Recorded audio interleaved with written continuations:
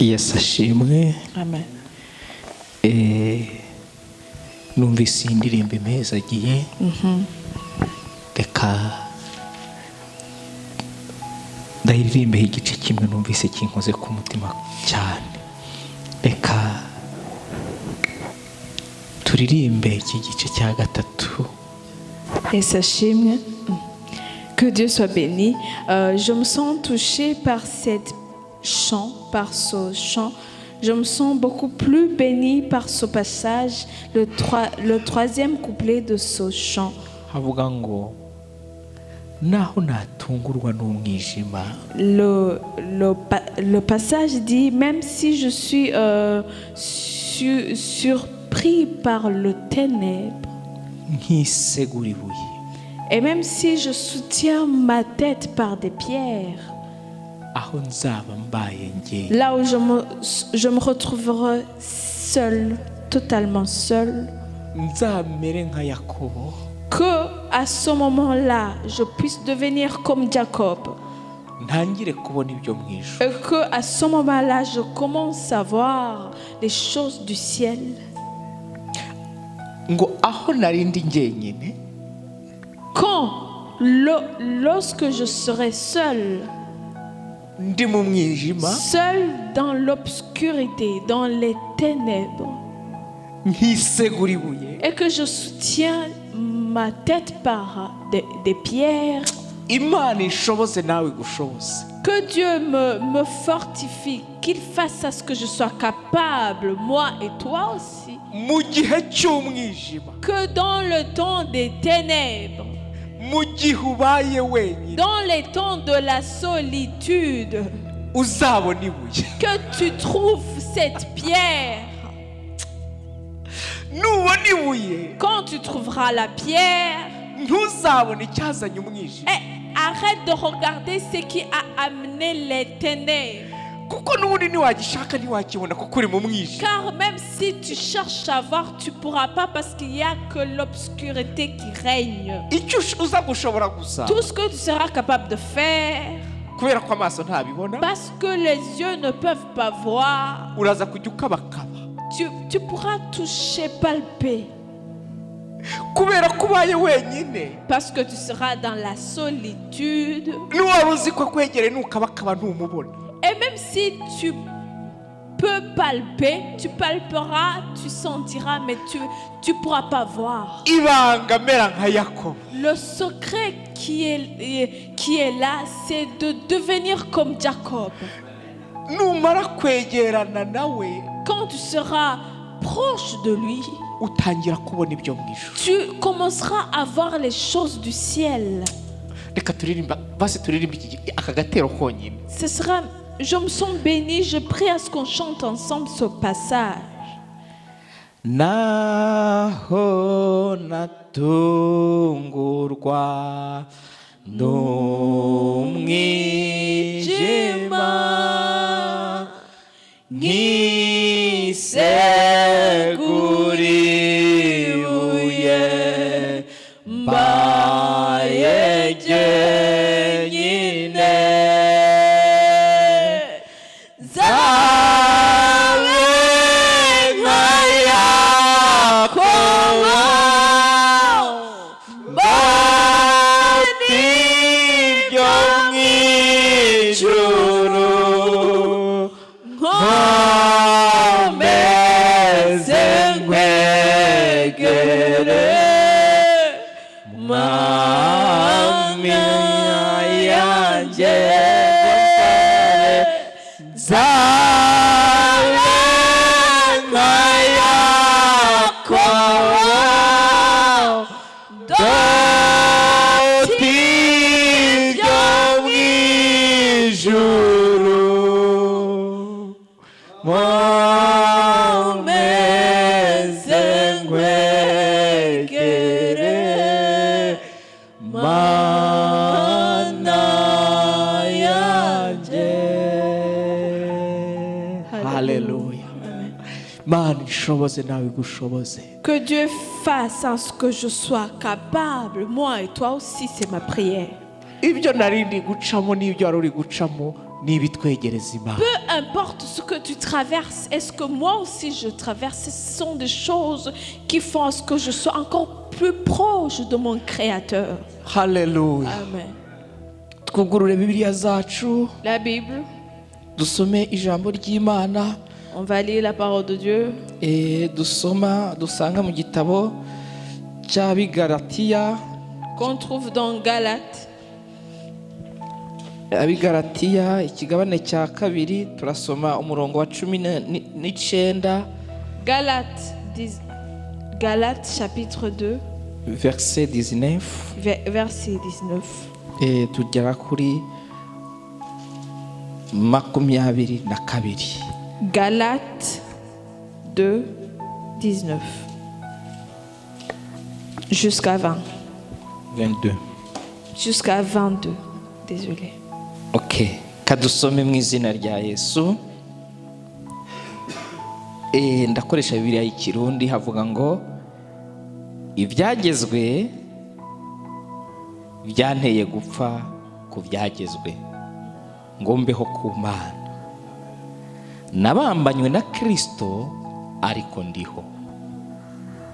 Yamara singe ndiho, ni Kristo ariho muri jewe. Ibyo nkora byose nkiriho mu mubiri ndabikoreshwa no kwizera umwana w'Imana yankunze akanyigura. Simpindura ubusa ubuntu bw'Imana, kuko asangwa ukugororoka kuzanwa n'ibyagezwe, Kristo yoba yarapfiriye ubusa.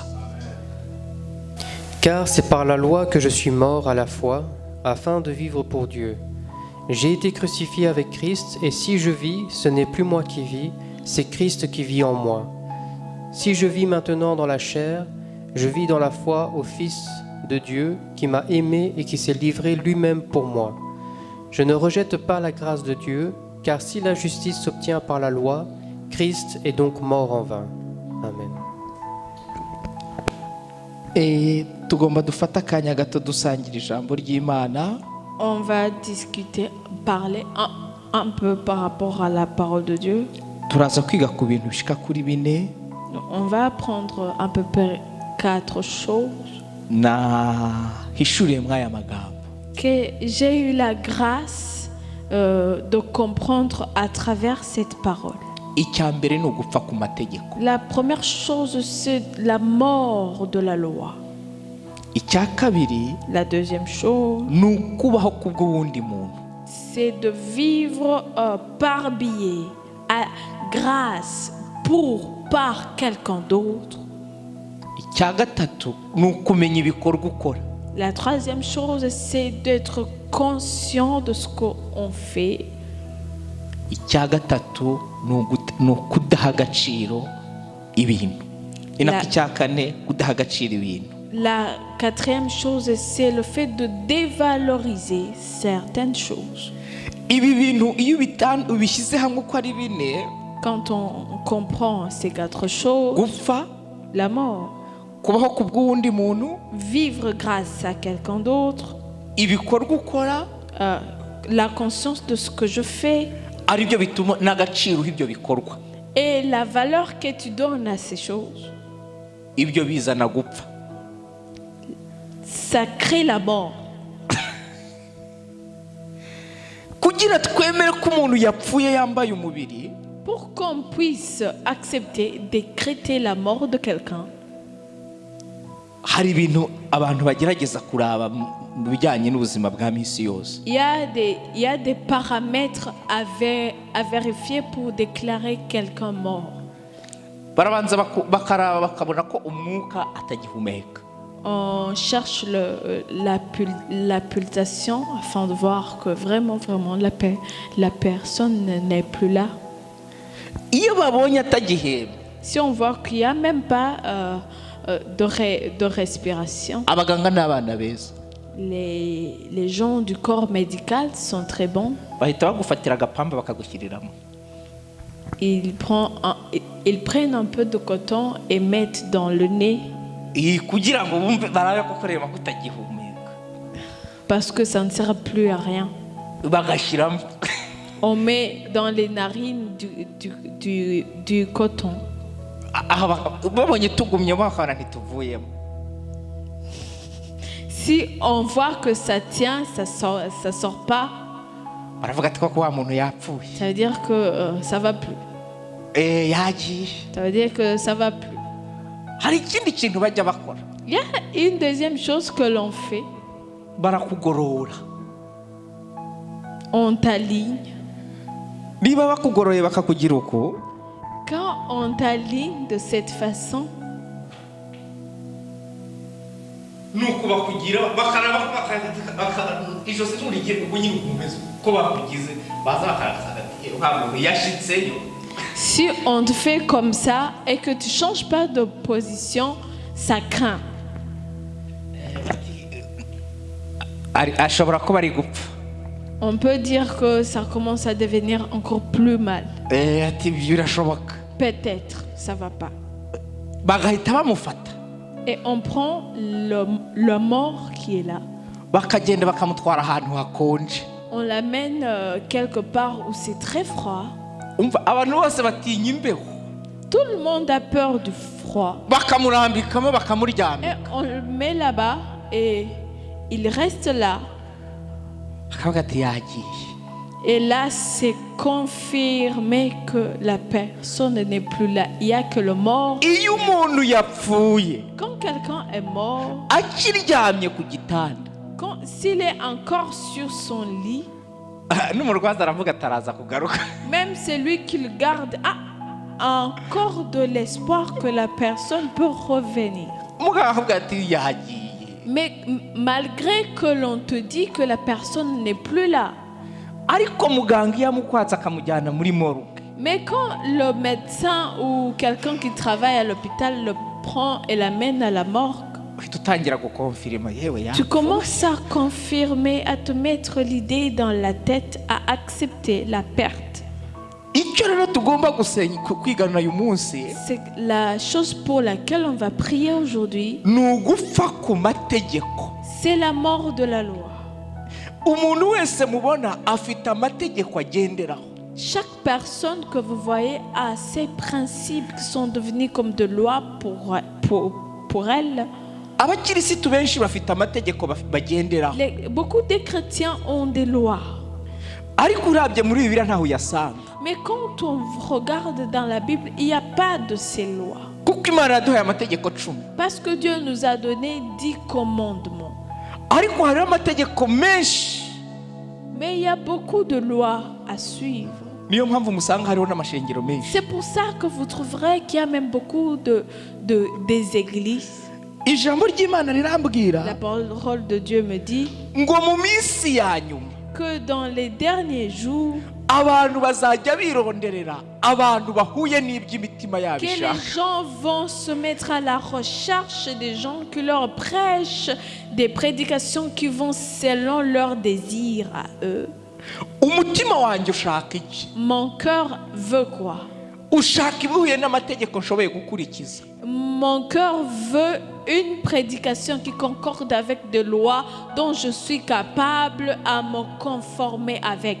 Bavuga ngo ubwami bw'Imana buratwaranirwa. On dit qu'on se bat pour avoir le royaume de Dieu, pour mériter le royaume de Dieu. N'intwarane Même les héros zibugisha mwimbaraga. vont là-bas grâce à la sueur de leur front. Il n'y a que les vaillants qui y vont. Amategeko 10 dufise aha. Les 10 commandements que nous avons, Buriya twese turayigisha. nous tous on peut les prêcher.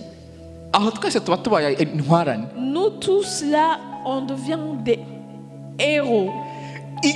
Aho rero dutangiye kwinjiramo neza. Quand on commence à y entrer beaucoup Nous, plus en en profondeur, c'est quand on arrive au niveau de la profondeur de la parole que seuls les vaillants peuvent arriver. Abantu biba Les voleurs, bafashe iyi Bibiliya quand ils prennent la Bible ahita yinjiramo indani. et et qu'il commence à entrer en profondeur de la Bible. azana amaverise azajya akoresha kugira ngo yibe neza. Il peut même ressortir de là des versets qui soutiennent des vols. Abasambanyi Les prostituées, les femmes bananiwe kubireka, qui n'ont pas été capables d'abandonner l'adultère ahita ashaka amaverise aborohereza. et commencent à chercher des versets qui les consolent dans leurs péchés. Iyo rero bari kwigisha, Quand ils commencent à enseigner ces versets, wowe uriho uranyumviriza, toi qui m'écoutes namwe turi kumwe muri et sale, vous qui êtes avec moi dans la salle, hari ibintu bibiri biza kukuzamo. il y a des choses qui vont arriver dans ton âme. Ni ukunkurikira cyangwa kubireka. C'est me suivre ou me laisser. Ukimara kumva ibindi kuvuga amaze kumva iyo ndi kujya. Après avoir entendu ce que je prêche, tu comprends déjà où je tends vers. Mu ijambo rimwe biraza kuguherera kwihana. Bref, ça commence par la repentance. Kubera ko uza kumva ko bijyana kwihana, Parce que tu sens que ça tend vers se repentir et abandonner le péché. ushobora guhita uvuga ati iyi video sinyiraba ndayihebye. Peut-être que tu vas te dire, j'abandonne ce vidéo. Ayo mategeko araremereye kuri wowe. Ces lois sont dures pour toi qui n'arrives pas à abandonner. Abantu benshi baryoherwa no kumva babasomera Bibiliya. Il y a des gens qui se contentent du fait que quelqu'un d'autre lit la Bible à leur place. Ayisomye abasinziriye. Mais quand lui ou elle lit la Bible, pour elle, il y a le sommeil qui attaque. Ijambo rero ritubwiye ngo Mais la parole vient de nous dire ibyagezwe que la loi byanteye gupfa. a causé ma mort. Icyatumye nkizwa La raison de mon salut, ni ibyagezwe. c'est la loi. Navukiye mu muryango w'abakirisitu. Je suis né dans une famille de chrétiens. Papa ari umupasitori. Son père est pasteur. Nkurira mu rushengero. Il a grandi dans l'église. Ariko icyatumye nkizwa kandi ndi mu rushengero Mais ni la iki? raison du salut et de ma présence ici dans l'église, Kuba muri korali ntabwo byerekana ko ukijijwe. être dans la chorale ne confirme pas, ne veut pas dire. Ariko ibyo byagezwe wamenye Mais la loi que tu as connue nibyo bizatuma ukizwa.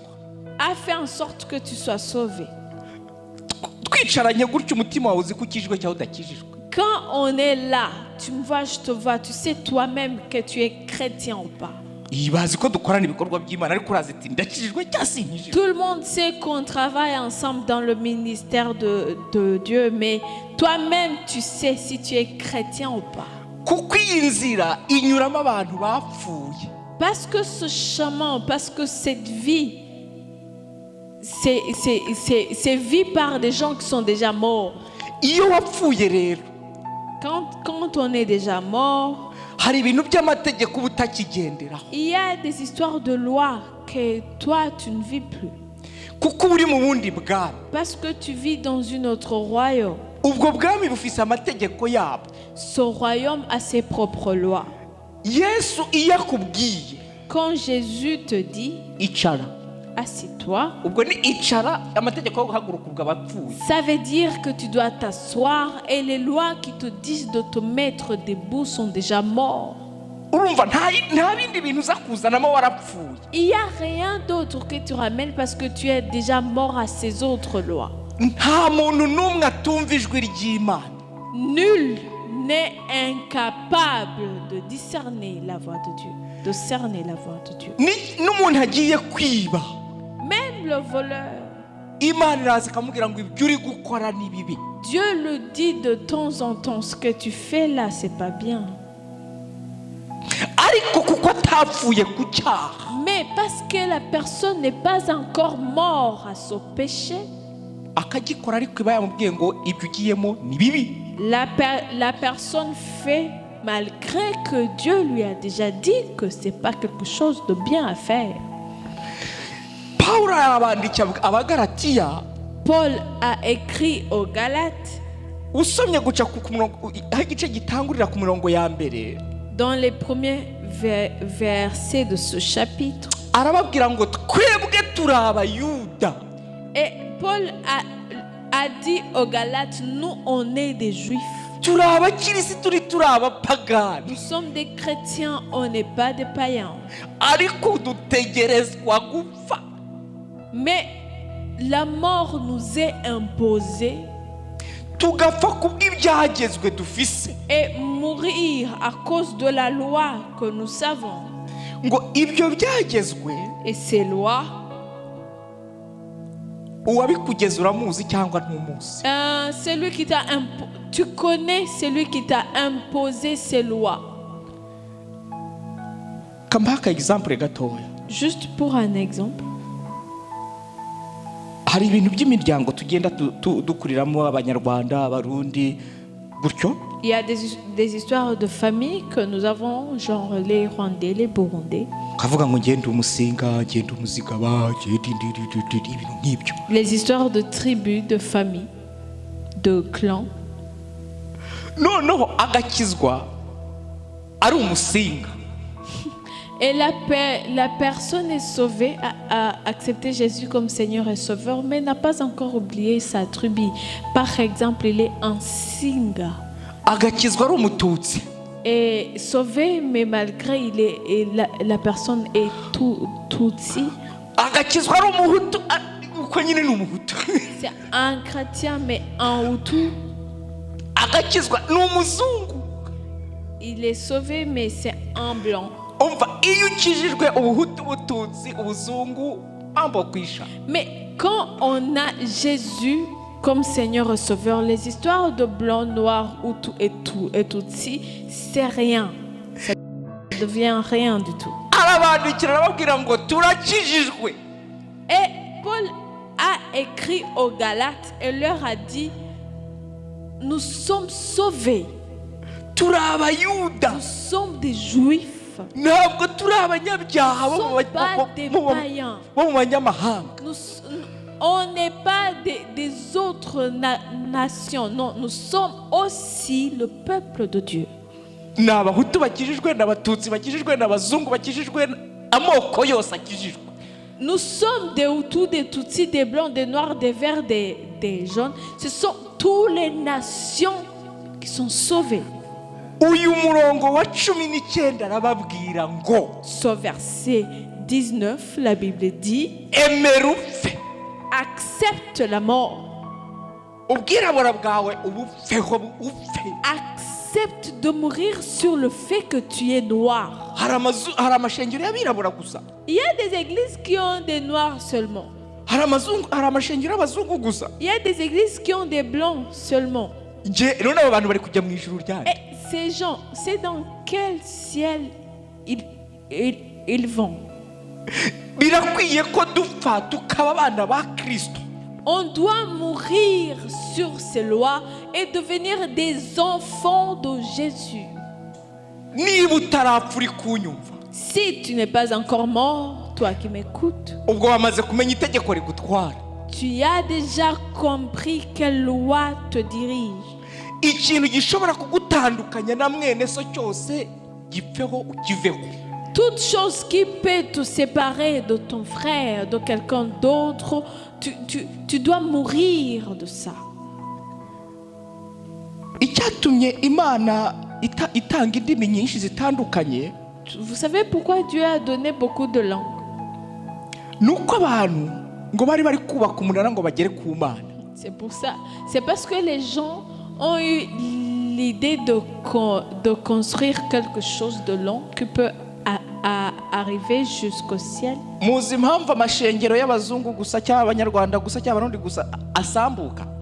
Est-ce que vous savez pourquoi les églises qui ont seulement une seule communauté, soit des blancs, des burundais, des noirs, des verts, des jaunes? Baravuga ngo reka tujye hamwe duhuje imico. C'est cet esprit qui a pris les gens de Babel. Ntibikunda. Les gens de Babel pour dire laisse-nous nous réunir afin de faire quelque chose. C'est impossible. ntabwo ibyo bintu imana yabyubakira mu bwami bwayo. Dieu ne peut pas construire son royaume sur des petites communautés, des blancs, des noirs, des verts, des jaunes. Non. ishaka ko twese tujya hamwe Dieu veut la communion kugira ngo twubake ubwami bwa Kristo. afin de construire le royaume de Dieu. ngiki imana icyo yatubwiye ngo dutegerezwa gupfa. C'est pour ça que Dieu nous a dit que la mort nous est imposée. C'est une imposition, c'est impératif.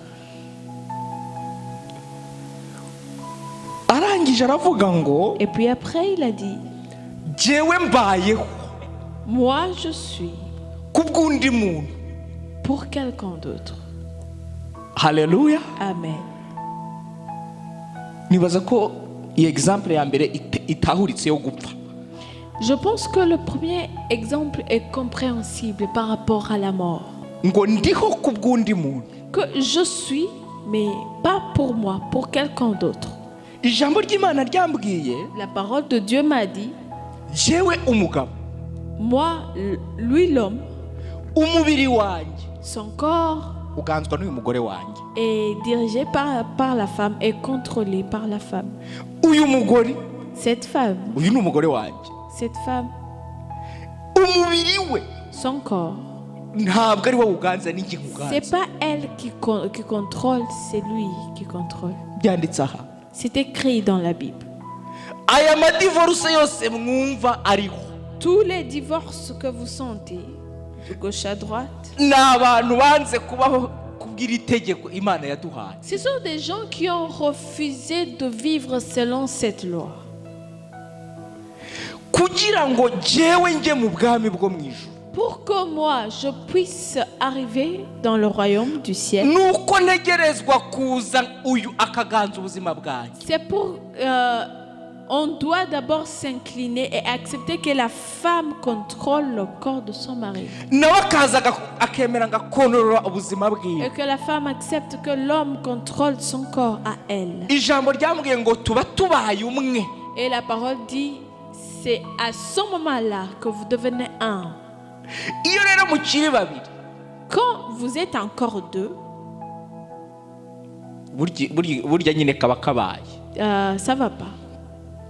ijambo ry'imana rivuga ngo iki? La parole de Dieu dit ngo umujejwa sengero, que le propriétaire ou le coordinateur de l'œuvre, umukozi w'imana le serviteur de Dieu, agomba kuba afise umugore umwe doit avoir une seule femme cyangwa akagira umugabo umwe. ou un seul mari. ariko inyigisho ziri aha Mais les enseignements qui sont... akabwira ati reka reka nta mugabo agitunga umugore umwe. iryo si ijambo ry'imana. Les gens disent qu'aucun homme ne peut avoir une seule femme, mais ça, c'est pas biblique.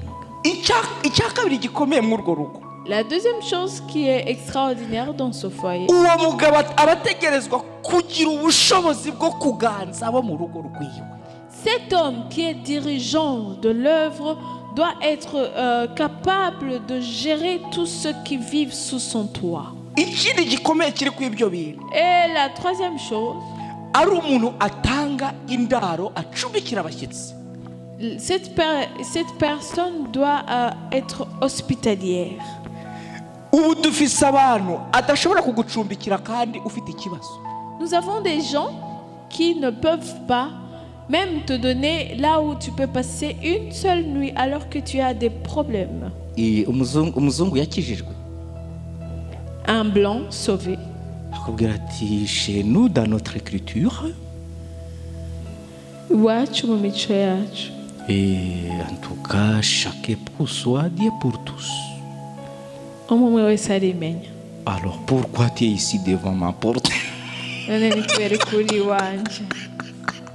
imvura iri kugwa Malgré que la pluie tombe. ariko ijambo ry'imana rivuga Et la ngo parole de Dieu dit, umujejwa shengero quelqu'un qui gère une église, ni umuntu atanga indaro. c'est quelqu'un qui est hospitalière.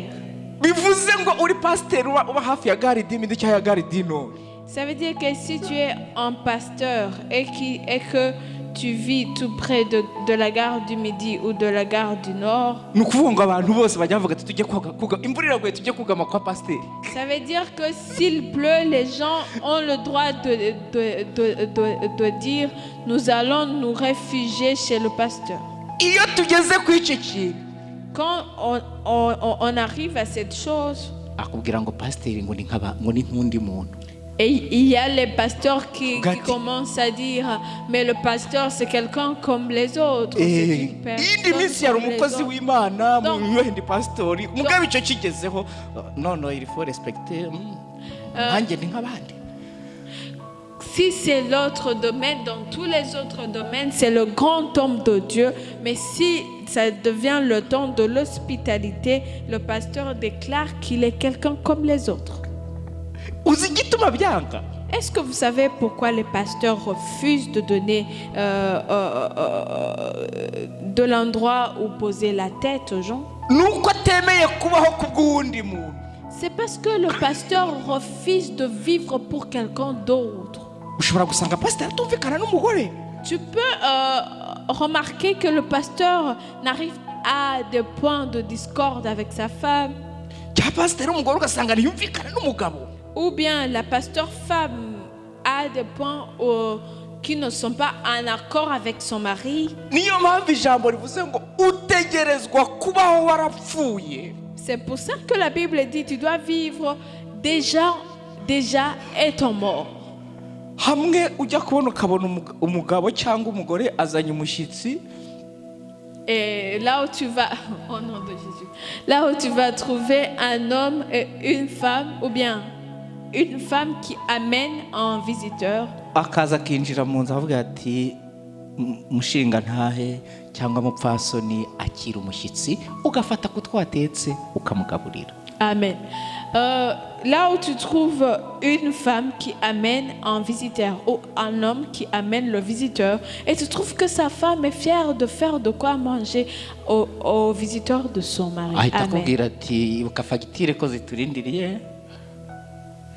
Au lieu de ça, la femme ou l'homme dit rappelle-toi des factures.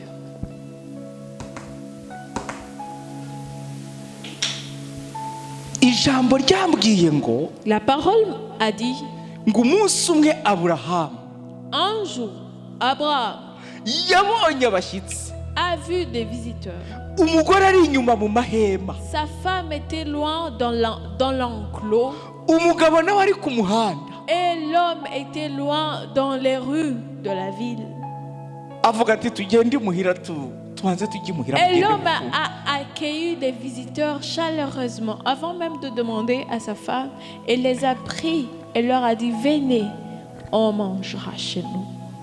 Ariko muzi neza ko Est-ce que savez-vous que nta mwana bagiraga? qu'ils n'avaient pas d'enfants?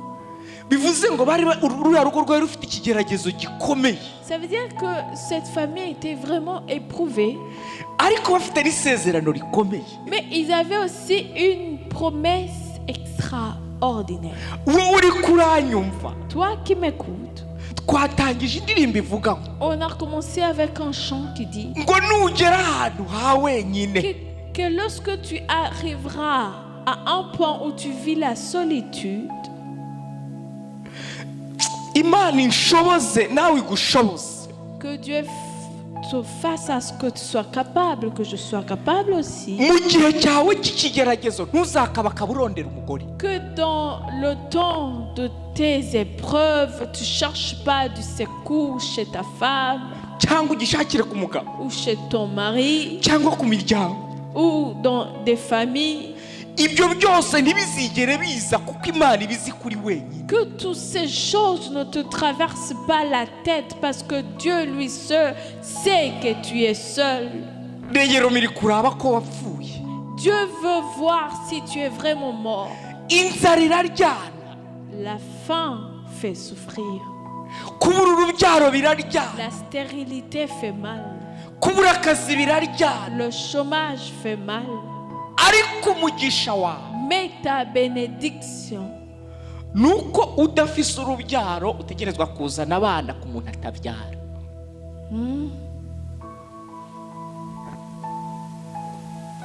udafite urubyaro que la stérile, urufunguruzo rwawe ta clé de bénédiction, nuko abana bazinjira mu rugo rw'umuntu atabyara akabaki.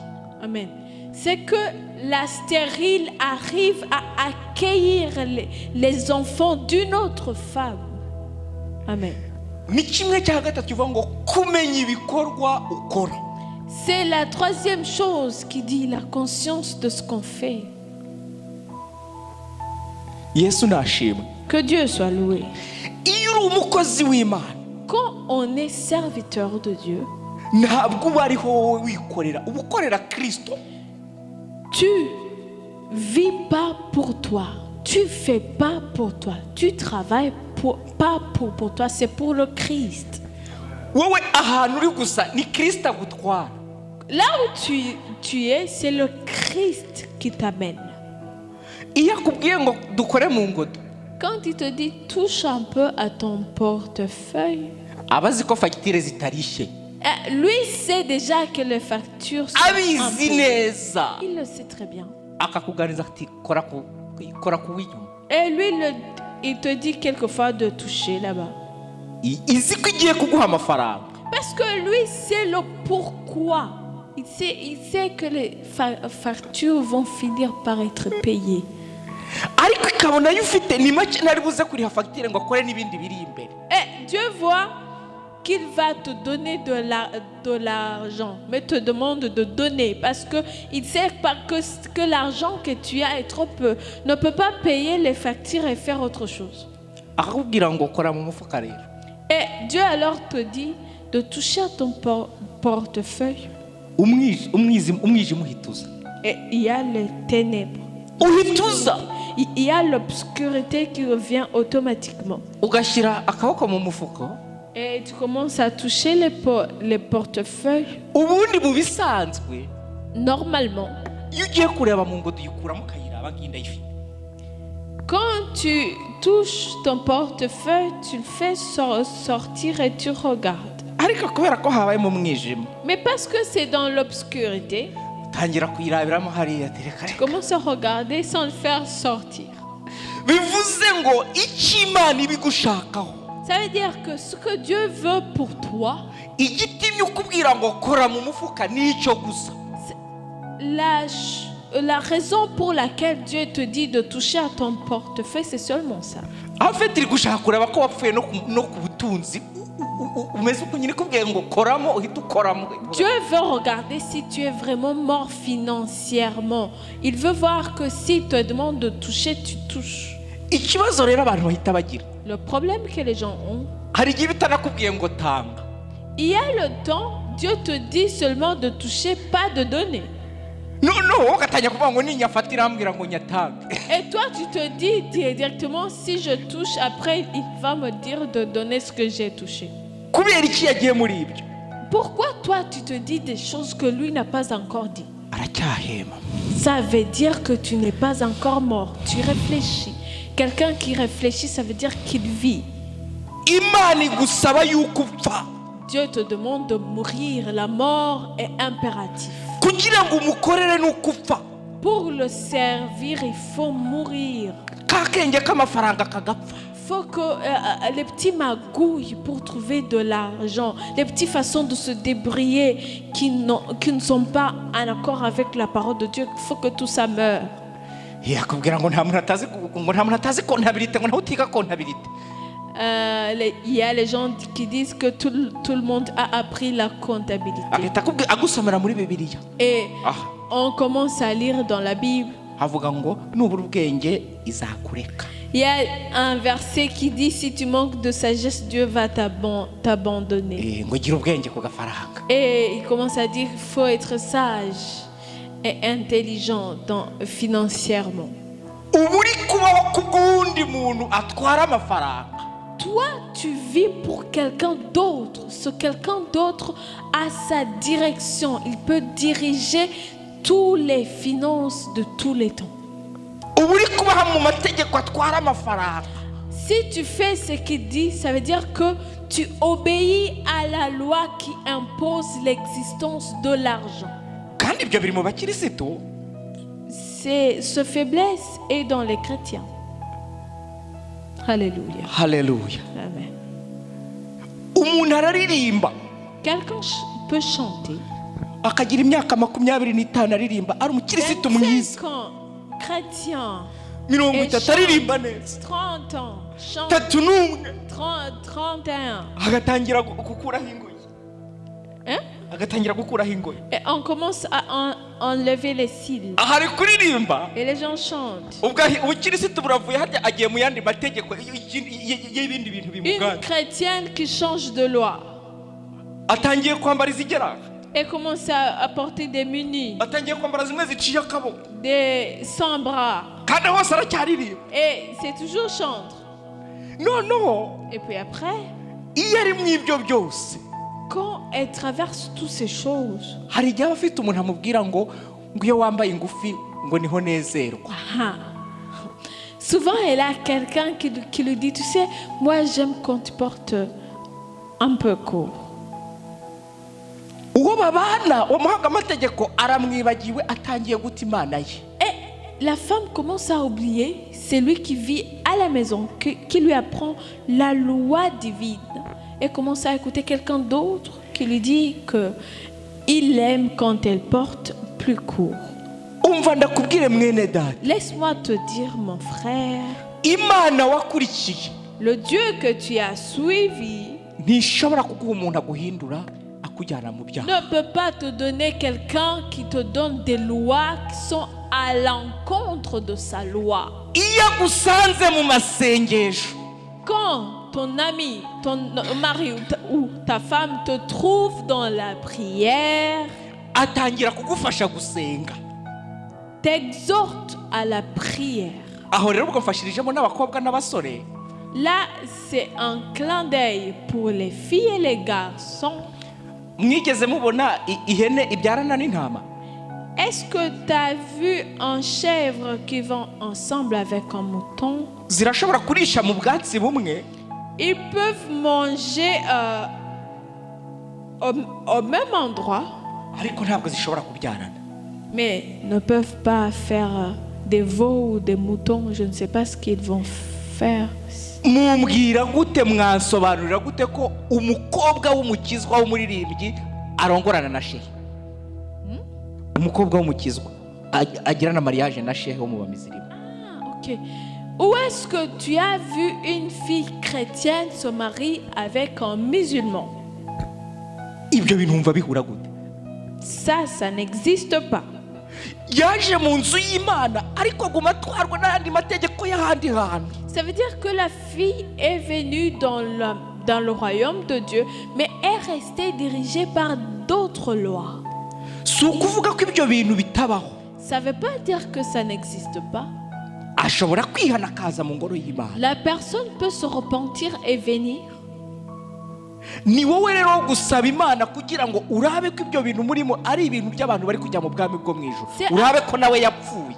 C'est à toi de prier pour voir si et même la personne avec qui tu es est mort aussi. Kumenya ibikorwa akora. Savoir prendre la conscience de ce qu'on fait. Bantu mujya gusura abantu. Les gens qui rendaient visite aux gens. Usasanga pasteur akubwira ati giye burya akayoga nkanywera mu nzu icyo ntakara no kukanywera hanze. Il y a les pasteurs qui disent, tu sais, ma petite bière, moi, je la prends chez moi ou quelque part. Akabaza ati nyerekana aho byanditse ko kunywa inzoga ari icyaha. Et le pasteur dit, où est-ce que tu as vu que c'est interdit de prendre un tout petit peu de bière? Umuririmbyi akakubaza ibyo. Et un chantre te pose la question. Umuprotokole akakubaza ibyo. Un protocole qui te pose une telle question. None ibi ni ibiki? Et tu te demandes, c'est quoi? Ni ibiki? C'est quoi? Pawulo arangije arababwira ngo, Paul, quand il a fini, il a dit, arabwira ngo sinjye ndiho. Il a dit, c'est plus moi qui vis. Ibi nkora sinjye ndiho ntabwo Ce nabishobora. que je fais, c'est plus moi qui vis. Je ne peux pas être capable de faire ces choses. Ntabwo wakemera ko ibi bikubaho atari Kristo akurimo. Tu ne peux pas accepter ce qui t'arrive si ce n'est pas Jésus qui est là et qui l'accepte. Ntabwo wakemera gukorera Imana atari Kristo ari muri wowe. Tu ne peux pas accepter de servir Jésus autant sans que lui-même soit à l'origine de ce que tu fais. Iyo amaze kubona wapfuye neza araza akibera muri wowe agatangira kujya gukoresha. Quand Jésus voit que tu es vraiment mort, c'est lui qui vient, c'est lui qui commence à diriger tout ce que tu fais. Arangije aravuga ngo ntabwo ndiho kugira ngo nteshe agaciro. Ntabwo ndiho kugira ngo nteshe agaciro ubutumwa bwiza. Ah, Jésus a dit, je ne suis pas là pour dévaloriser ce que la parole a déjà dit. Ntabwo ndi kuvuga ibi kugira ngo nteshe agaciro ubutumwa bwiza. Je ne suis pas en train de dire ça pour dévaloriser l'évangile. Ariko ndiho Mais je suis kugira ngo nkubwire ngo pour te dire niba amategeko azana agakiza. que si la loi amène le salut, Yesu nashimwe. que Jésus soit loué. Ibe abajura 1000 1000 voleurs bangana n'umunyakuri umwe. sont-ils à comparer avec un juste? Ufasha abantu 1000 biba Si tu prends 1000 voleurs, ukabahagarika, tu les mets là-bas, ugafata n'undi muntu umwe atiba et ukamuhagarika, tu prends un juste qui ne vole pas, tu le mets ici, ukabwira ati kwiba ni icyaha cyangwa si icyaha. et puis tu demandes la question, est-ce que voler c'est un péché, vrai ou faux? Warangiza ukicara ngo ukabaza ngo kwiba ni icyaha cyangwa si icyaha. Et puis 1000 voleurs et un seul qui ne vole pas, et puis tu te mets au milieu et puis tu demandes, voler c'est un péché ou pas? Ndagira nkubwire wa wundi ati bavuze ngo kwiba ni icyaha. J'aimerais te dire que c'est lui qui ne vole pas, même s'il crie voler c'est bien un péché. Na babandi bagatanga impamvu zabo. Et les 1000 commencent à donner des raisons qui démontrent combien voler c'est bien un péché. Naho baguha mikrofone. Même si on te donne la microphone, Ibyo aba bantu benshi bavuga la voix des 1000 personnes biraza binige ryajwi ryuko kwiba ari icyaha. va surpasser la voix qui dit que voler c'est un péché. Icyo Imana idusaba rero ni igiki? Ce que Dieu nous demande, Yandikiye Abagalatiya arababwira ngo il a écrit aux Galates et a dit, ntabwo ndiho ngo nteshe agaciro ubutumwa je ne bwiza, suis pas là pour dévaloriser la bonne nouvelle. ariko niba itegeko ryo kwambika abantu ubusa Mais si la loi de dénuder les gens, mu kugira ngo abantu babe benshi, pour que les gens se multiplient, mu koroshya ibintu by'Imana kugira ngo abantu babe benshi, et vous facilitez la loi de Dieu pour avoir beaucoup d'âmes, kubera ko mwagize ubumenyi mu ishuri, parce que vous avez eu la connaissance, l'intelligence, mumenya n'uburyo bwo kubisobanura, et vous avez su comment expliquer et convaincre. musigaye mubwira abantu ko kunywa inzoga atari Vous icyaha, commencez à prêcher aux gens que boire un peu de bière, c'est kugira pas umugore wa mal. kabiri atari icyaha, Avoir une deuxième femme, que c'est pas mauvais. kandi ibyo byose mukababwira ngo bazajya mu ijuru. Et après ça, vous leur annoncez qu'ils iront au ciel. Arababwira ngo ntabwo ndiho ngo ndabutesha agaciro. Et il a dit, je ne suis pas là pour te dévaloriser toi. Ngo ariko niba ayo mategeko yanyu Mais si votre loi byazana kwizera, amène la foi, nta cyari gutuma Kristo apfa. rien ne pourrait causer sa mort. Ijambo ry'Imana rirambwira ngo La parole de Dieu dit, ngo abajya mu ijuru ceux qui vont au ciel ngo ni bake, sont peu, ni bake, sont très peu. ngo ariko abajya mu irimbukiro Mais ceux qui vont à l'endroit d'extermination ni benshi. sont très nombreux. Kubera icyo ari benshi, Pourquoi? ni ukubera ko amategeko abiborohereza usanga ari byinshi baramaze kubikuraho. Parce que leur loi leur facilite la vie et la tâche. Imana yo mu ijuru ikumfashiriza mwene data. Que Dieu t'aide. nariho nkubaza ngo warapfuye J'aimerais te demander, es-tu déjà mort? ibyo ukora byerekana ko wapfuye Est-ce que ce que tu fais là, ça te prouve ta mort? Ça te confirme toi-même ta mort? sinzi ibyo uri gucamo Je ne sais pas ce que tu traverses, ariko ibyo uri gucamo mais ce que tu traverses, ni ukugira ngo imana irabe ko wapfuye kuko ifise umugambi mwiza c'est kuri pour wowe que Dieu détecte que tu es déjà mort, parce qu'il a des plans magnifiques pour toi. ijambo ryarambwiye La ngo parole de Dieu m'a dit ngo hamwe n'ibibagerageza que même avec vos épreuves, ngo nzaza ndabacira akanzu je viendrai et je frayerai un chemin. somye abaroma 6 ku murongo wa 4 kugera ku wa 6 Romains 6, 4 à 6. hari ikimenyetso cyitwa gupfa Il y a un symbole de mort. yaravuze ngo nicyo gituma Il a dit, c'est pour ça que ngo tuzapfana na Kristo on mourra avec Christ mu kimenyetso cyo kubatizwa en signe de baptême. niba utarabatijwe nta juru uzajya Si tu n'es pas encore baptisé, le ciel est très loin de toi. dore inzira ducamo ni ya mbere ni umubatizo Écoute le chemin, ça commence même par le baptême. iyo umaze kwiga Après avoir appris principe z'uru les rugendo principes de ce chemin, de ce voyage, urabatizwa tu es baptisé. iyo umaze kubatizwa Après le baptême, uba utangiye urugendo uri tu umukandida wo kujya mu commences ijuru le voyage, tu es un candidat du ciel. ikibazo rero hari abantu kubera ari benshi Le problème, à cause de la multitude des gens, imibatizo isigaye iriho iragoye les baptêmes qui sont là sont vraiment difficiles à comprendre. ijambo ry'Imana ravuga ngo uwizera abatizwe La parole de Dieu dit que celui qui croit soit baptisé. umuntu ashobora kwizera akabatizwa La personne peut croire et être baptisée, nyuma agahinduka et puis après la personne change.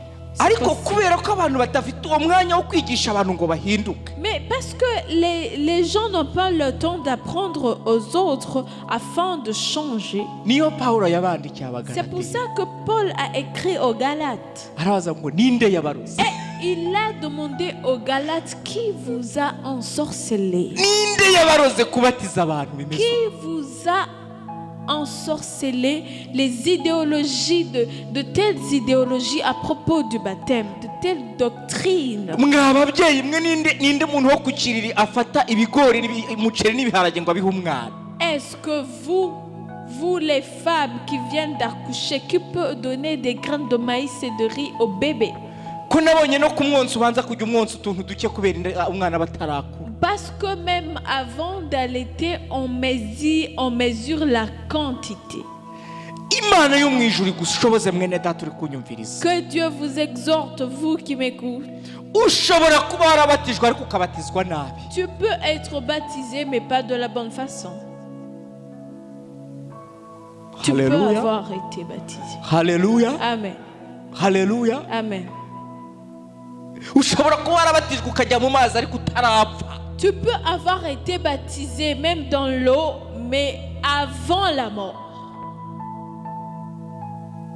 niba utarapfa ngo urumva uri umukristo wumve kubaye ku bwa Kristo ibyo urimo ni ubusa Si tu n'es pas encore mort et avoir la confirmation que ce n'est plus toi qui vis et que tu vis pour Christ, c'est en vain tout ce que tu fais. ukiri muri ba bagabo bikubita ku gahanga ku gikiriza Si tu es parmi ces hommes qui se tapent la poitrine ngo ushoboye gukora ibyo ntibikunda pour dire je suis capable de faire au-delà, c'est pas possible, ça va pas le faire. imana igusaba kubaha Dieu nous impose l'humilité, le respect ugashobora kubaho kubw'ubuzima bw'Imana et vivre selon le plan de Dieu. ijambo ryarambwiye ngo umutwaro wanjye ntubabaza Et Dieu a dit, mon fardeau n'est pas épuisant. kuko hari abagabo bubatse neza babanye n'abagore babo neza Parce qu'il y a des hommes qui vivent bien avec leurs femmes. hari abagore bubatse neza babanye Il y a n'abagabo des beza femmes qui vivent bien avec leur mari. hari abana bakijijwe abasore bakijijwe babanye neza n'imiryango Il yabo y a des jeunes garçons, de jeunes filles qui vivent bien avec leurs parents. uyu mutwaro ntabwo unaniza Ce fardeau n'est vraiment pas très épuisant. gusa ikibazo ni uko igihe hari wenyine utabonye ibuye. Le problème, c'est que lorsque à ton temps, à ton époque, autant que toi tu étais seul, tu n'as pas pu voir la pierre sur laquelle mettre ta tête. ngomba ndagusabe Laisse-moi te dire, je veux te demander, ibihurimo malgré ce que tu traverses, wakira ibuye. de recevoir. Birashoboka yuko ibyizigiro byawe byari byaramaze kurangira. Alléluia. C'est possible que tu n'as plus d'espoir. Warakijijwe n'ibyo, Tu es vraiment sauvé, c'est vrai. ariko ibikorwa byawe ubirabye usanga atari iby'abakirisitu. Mais tes œuvres, quand toi-même tu regardes, tu sens que c'est pas chrétien ce que tu fais. Birashoboka ko utarakira Yesu nk'umwami n'umukiza. Peut-être que tu n'as pas encore reçu Jésus comme Seigneur et Sauveur. Inzira ni imwe kuri twese, Le chemin est le même pour tout le monde. ni ugufata ibuye. C'est de prendre la pierre. Iryo buye ni ryo Kristo. Cette pierre, c'est Jésus-Christ. Niwe yemeye gupfa, C'est lui qui a accepté la mort. niwe yemeye gutangira uru rugendo. C'est lui qui a accepté de commencer ce voyage. Mpagaze hameze nka Yohana umubatiza, Je suis là comme Jean-Baptiste. umwe yabatirizaga mu bugaragwa. C'est lui qui baptisait dans le désert. Ndi hano kugira ngo umugambi w'Imana usohore ku Je buzima bwawe. suis là pour l'accomplissement du plan de Dieu dans ta vie. Sinzi ibikorwa ukorera Imana byawe, Je ne sais pas ce que tu fais de la part du Seigneur dans ta vie. sinzi ubuzima bwawe uri gucamo, Je ne sais même pas la vie que tu traverses là maintenant. ariko iyi nzira duhuriyemo yivuga Mais butumwa. le voyage que nous avons, c'est le même, c'est l'évangile, l'évangélisation de la bonne. Yambwiye ngo ngende mbwira abantu bihana ubutumwa bihane. Il m'a dit de dire aux gens de se repentir. Aho wari ugeze nari nkubwiye ngo ni wihane. Là où tu es là où tu arrives, repens-toi. Ihane upfe neza. Repens-toi et meurs Ushobora kuba wari convenablement. hamwe ariko utarapfuye neza. Tu peux t'être déjà repenti, mais tu vis encore, tu n'es pas encore mort. Meurs. Bishobora kuba warapfuye ukijijwe umeze neza, Peut-être que tu es déjà mort et tu es bien. ariko ijambo ry'Imana rirambwiye Mais la parole de Dieu me dit, ahuye na Yohana quand il a vu Jean-Baptiste, aramubaza bati Yohana abaza Yesu, et Baptiste a demandé à Jésus, ntabwo byari bikwiye yuko nkora no ku turato ku dushumi tw'ibirenge byawe. il n'est même pas digne d'attacher les cordes de tes sandales. Wowe uri kunyumviriza turi kumwe turi gusenga, Toi qui m'écoutes, compris ensemble, birashoboka ko wahagararanye n'Imana. c'est possible que tu aies tenu avec Dieu. Ibyakubayeho byose mukaba muhagarara, Malgré tout ce qui t'est arrivé, que tu es resté avec Dieu. ariko Imana imbwiye ngo ndakubwiye Mais Dieu me dit de te dire, ngo emera ubisikore usohoze kugororoka kose. accepte de faire ce que Dieu te demande pour accomplir la justice de Dieu. Emera ubikore, Accepte, emera ubikore. accepte. Ijambo ry'Imana ryarambwiye La parole de Dieu m'a dit ngo twihane ngo na cya cyaha gikunda kutwizingiraho vuba. de nous repentir même du péché qui nous attrape plus facilement et très souvent. Hari utuntu tukwizingiraho vuba, Il y a des petites choses qui nous attrapent facilement. bishoboka ko ariko twatuma uri guca mu ibyo bihe. C'est possible que ce soit à cause de ça que tu traverses ce que tu es en train de traverser. Ijambo ry'Imana ndarikunda cyane. J'aime beaucoup la parole de Dieu. Umugore wa Yobu aramuraba, La femme de Job l'a regardé. aramubwira ngo ibyo uri gucamo nta bindi kiri kubigutera. Et la femme de Job a dit à son mari, tout ce que tu traverses là, tu ignores la raison. Ngo tuka Imana yawe wigendere. Insulte ton créateur et pars. Umuyobozi wa gahunda yatubwiye icyaha cyatumye Mose atajya muri Kanani. L'homme de Dieu nous a dit pourquoi Moïse n'est pas arrivé en Canaan. Ni ukuri nta nzoga yanyoye nta n'ubusambanyi yagiye, Il n'a pas fait de l'adultère ni l'ivresse. ariko kubw'amategeko Mais à cause de la loi, niyo mpamvu atagiye mu isi c'est pour ça qu'il n'est pas arrivé là-bas muri Kanani. en Canaan. Kubera iki? Pourquoi? itegeko riha umuntu agaciro. La loi donne de la valeur à quelque chose. Ariko wagiye gufata umuntu amunganya n'ibintu. Mais lui a traité quelqu'un comme quelque chose. Itegeko riba riramuhana. Et la loi l'a puni. Bivuze ngo nta kindi kintu gihana umuntu uretse itegeko. Ça veut dire que rien ne peut punir à part la loi. Ariko nta kindi kintu kizana agakiza uretse Kristo Yesu. Mais rien ne peut donner le salut à part Jésus-Christ. Impamvu zose ufite zizana icyaha. Toutes les raisons que tu as démontrent que tu as bien péché. Ngo nakoze ibikubera. Ça dit que on se justifie en disant j'ai fait ça à cause de ça. C'est rien, ça veut rien dire parce que tu commences à dire j'ai bien fait. Ça veut dire tu n'es pas au-delà de tous, tu n'es pas au-delà de quiconque. Dieu lui a dit de commander au rocher, mais lui a tapé au rocher. Rappelle-vous que la loi que Moïse avait, les premières lois qui étaient là, que Dieu avait données à Moïse, Moïse les a jetées par terre et les a cassées. Et Dieu a dit à Moïse, fais deuxième commandement. Tu te rappelles de ça? Écris-les toi-même. Les choses que tu as écrites toi-même, les principes que tu as établis toi-même, que tu prennes ça de la Bible, que tu prennes ça de la prophétie. La parole de Dieu me dit, je ne suis pas là pour dévaloriser la bonne nouvelle de l'évangile.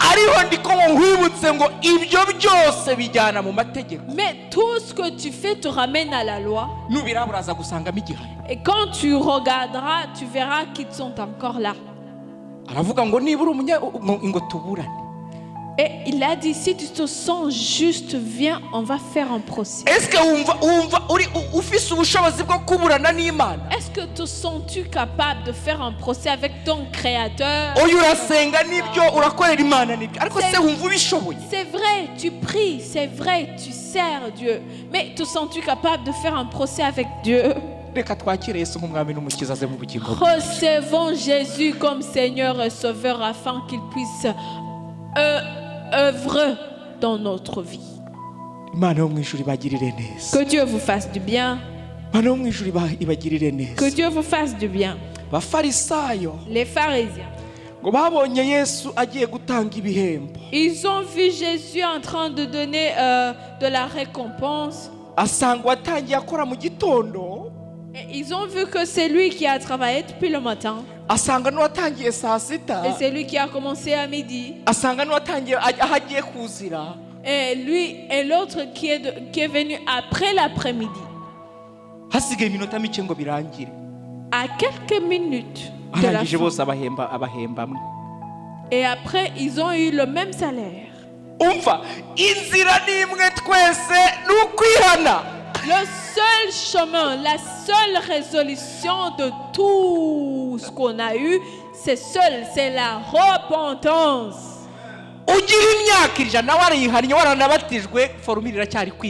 Si, malgré que tu as 100 ans dans le christianisme, baptisé et repenti, c'est la même chose. La formule est la même, la repentance. Prions. Après la repentance, il y a les miracles. Et le chanteur a dit, je commence à voir les choses du ciel. Que Dieu vous donne les choses du ciel. Amen. Dieu, je te remercie au nom de Jésus.